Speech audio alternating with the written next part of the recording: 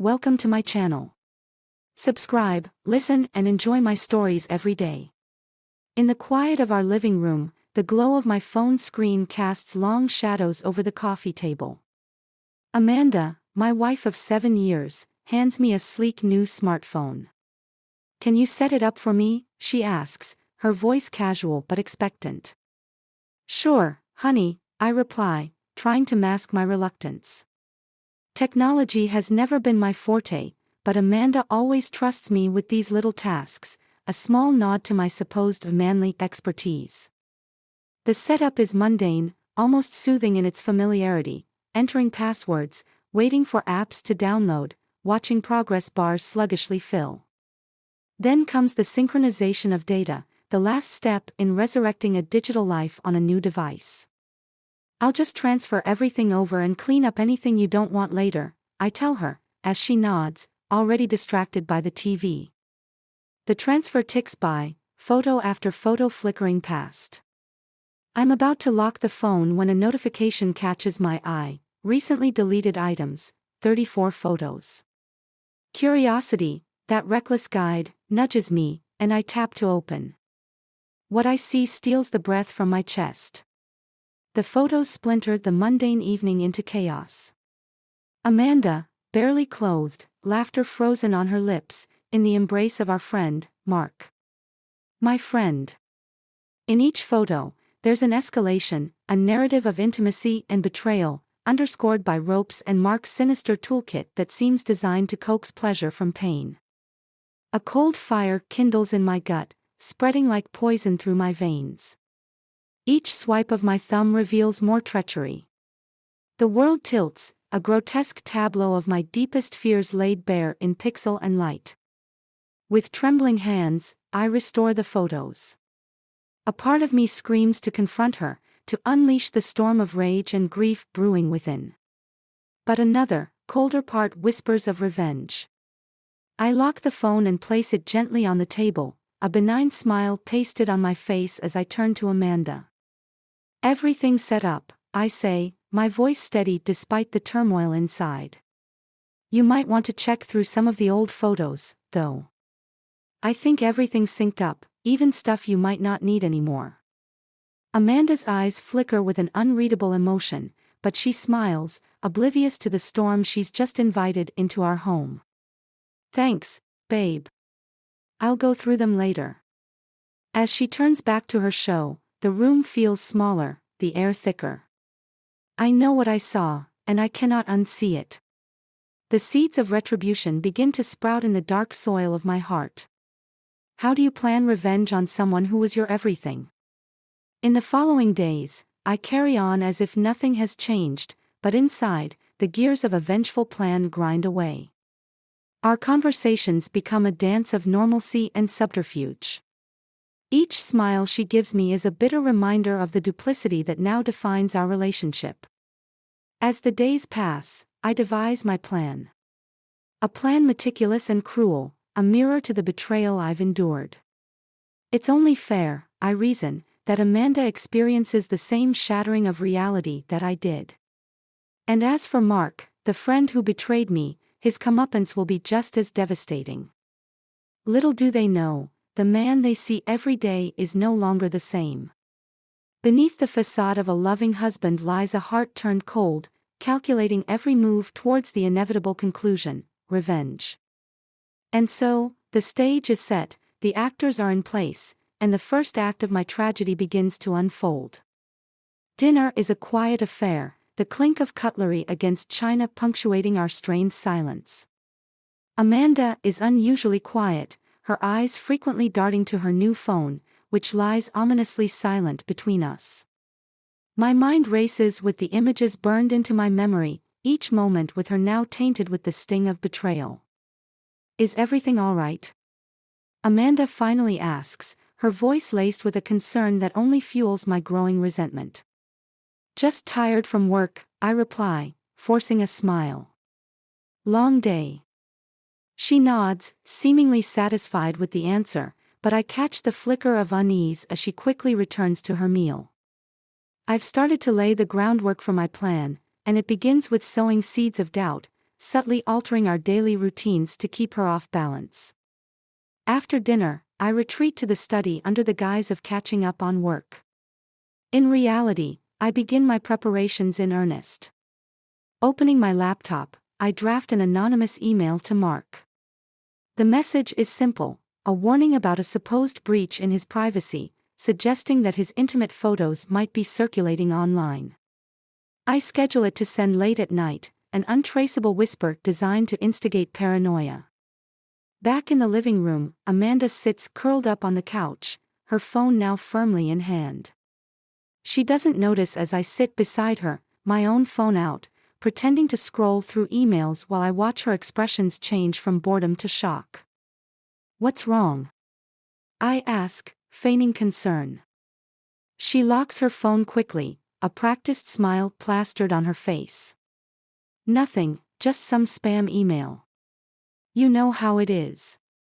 "Yeah, the internet is a wild place," I say, my words dripping with double meaning. The following day, I step up my psychological warfare. While Amanda is in the shower, I slip into our bedroom and send a bouquet of flowers to her office, from Mark. The card is simple, "Thinking of you. Can't wait for next time." As I imagine her face upon receiving them, a bitter satisfaction curls inside me. This is just the beginning, a prelude to the chaos I plan to unleash. That evening, Amanda returns home, her face flushed, the bouquet in her hands. "Look what Mark sent to the office. Isn't it weird?" she asks, her voice trembling with a mix of confusion and fear. I take the flowers, examining the card with feigned surprise. "That is odd. Maybe it's just a friendly gesture." "Maybe," she says, but the seed of doubt is planted, growing with each passing second. She retreats to the bedroom early, claiming a headache. Alone in the living room, I reflect on my actions. Each step is calculated, designed to dismantle the life we built together piece by piece. It's a cruel, twisted justice, but it's the only way I can reclaim some semblance of control over the shattered remnants of my trust. As I prepare for bed, I know the next phase of my plan will be the most damning.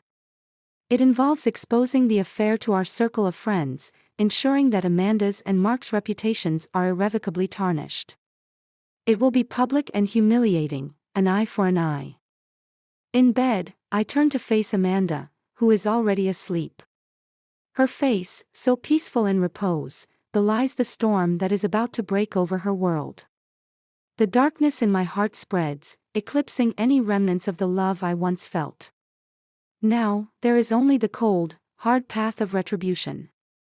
The morning light spills into the kitchen, a stark contrast to the darkness festering within me as I prepare breakfast. Amanda is unusually quiet, her movements sluggish, burdened with the weight of secrets and doubts. I slide her coffee across the counter, watching as she forces a smile. "Thanks," she murmurs, her eyes avoiding mine. The tension is palpable, a thick fog that refuses to lift. I decide to push further today. "You know, I ran into Mark yesterday," I begin, my voice casual. "He seemed off. Like he was hiding something. Did he say anything to you?"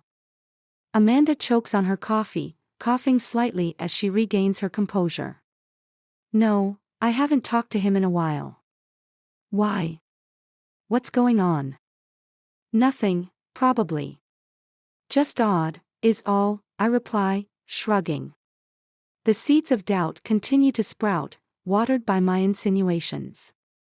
As she leaves for work, her hurried kiss feels like a goodbye to more than just the day. It's a farewell to the trust and openness that once defined us. I watch her drive away, my mind already racing through the next steps of my calculated destruction. Later, at a local cafe, I meet with a few friends, including some of Amanda's closest confidants. As we laugh and chat, I seamlessly weave in mentions of Amanda's recent odd behavior and my fictitious encounter with a flustered Mark. I drop hints about the mysterious flowers, painting a picture of confusion and concealed truths. "Mark's been acting strange, too," I say, steering the conversation. He's been avoiding calls and seems jittery. And then those flowers. The group exchanges uneasy glances, the pieces falling into place in their minds as I had planned. You think something's going on with them? One of them finally asks, the question hanging in the air like a foul odor. I don't know, I reply, shrugging with feigned ignorance. But it's weird, right?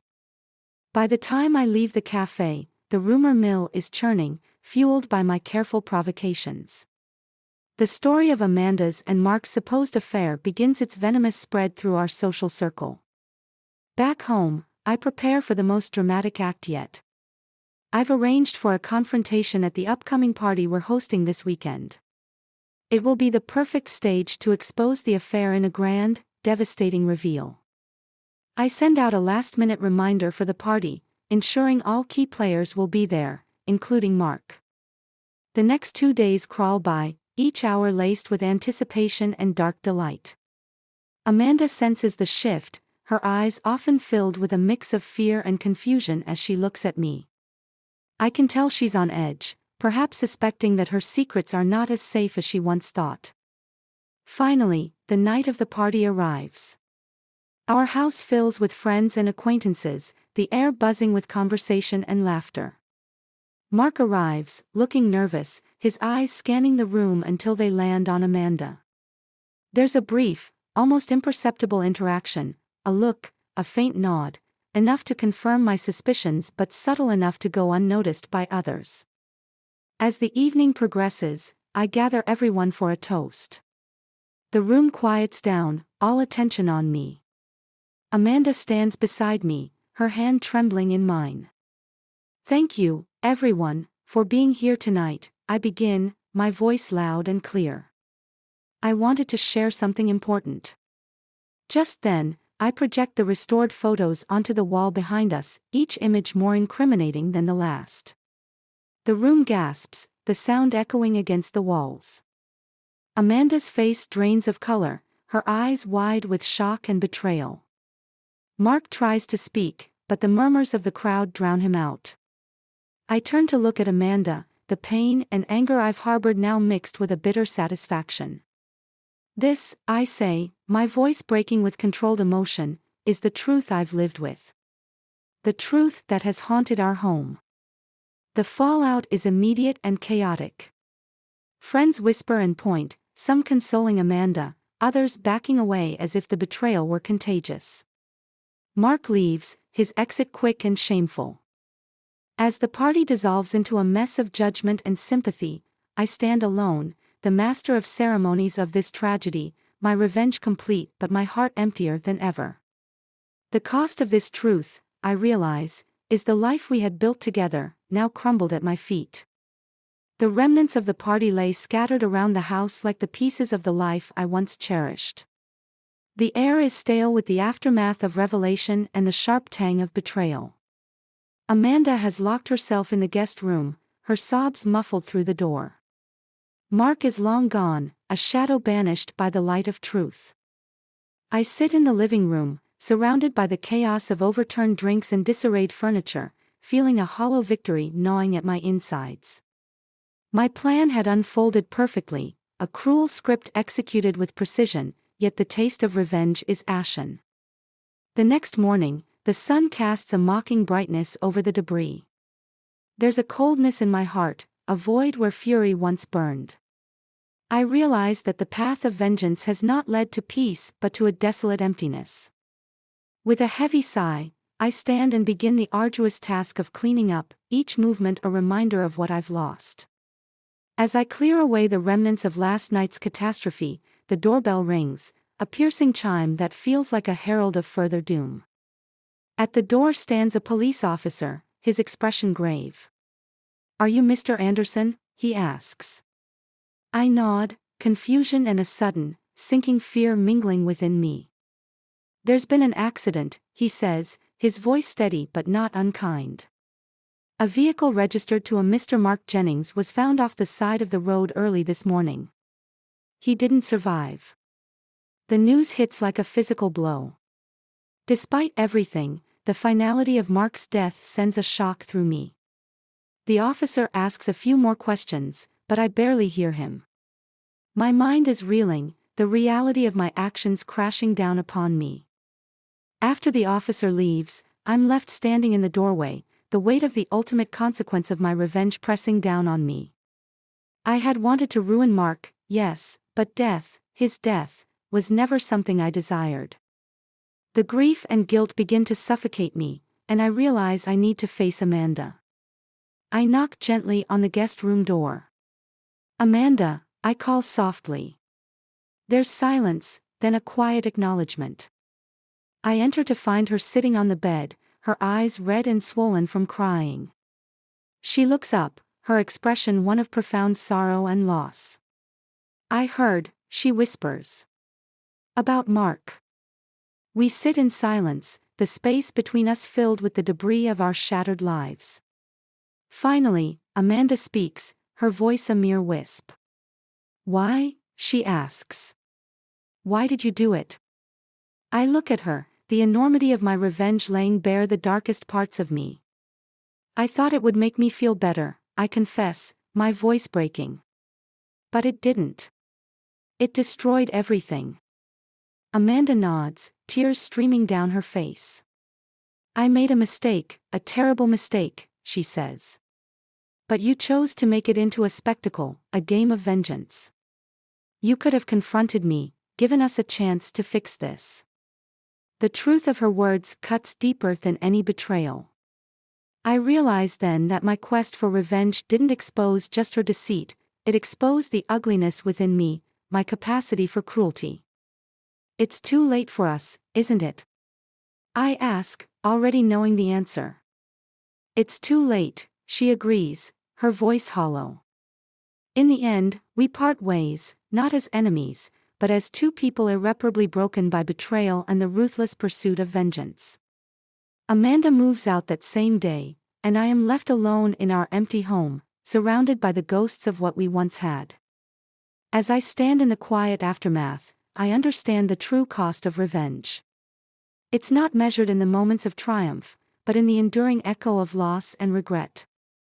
My cruelty had not only ruined the lives around me, but it had also unmade my own, leaving me with nothing but memories of a life that could have been healed rather than destroyed.